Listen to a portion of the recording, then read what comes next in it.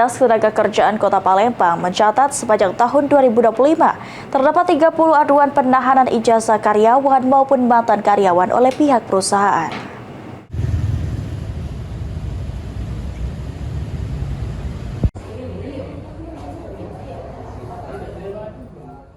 Dinas Ketenagakerjaan Kota Palembang mencatat sepanjang tahun 2025 terdapat 30 aduan penahanan ijazah karyawan maupun mantan karyawan oleh pihak perusahaan. Kepala Disnaker Kota Palembang, Redi Umrin mengatakan, sebagian dari laporan tersebut telah ditindaklanjuti dan diselesaikan. Salah satu faktor utama yang menyebabkan karyawan meninggalkan perusahaan adalah rendahnya upah yang diterima. Dalam situasi tersebut, beberapa perusahaan justru menahan ijazah sebagai bentuk jaminan.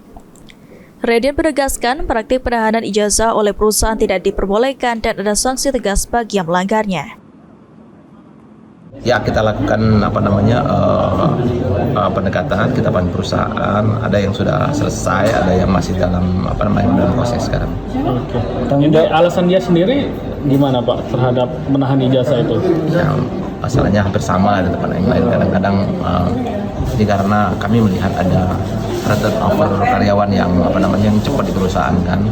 Mungkin karena itu tadi gaji mereka yang rendah atau memang belum bisa belum bisa memenuhi. Artinya karyawan atau perusahaan untuk mengamankan untuk menahan ijazah, dan itu tidak dibenarkan.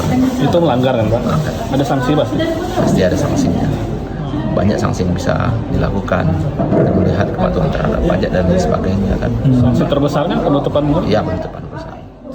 Meskipun hingga saat ini belum ada perusahaan yang ditutup, pihaknya mengingatkan agar perusahaan segera menyelesaikan persoalan itu sesuai ketentuan yang berlaku. Lutfi Pal TV.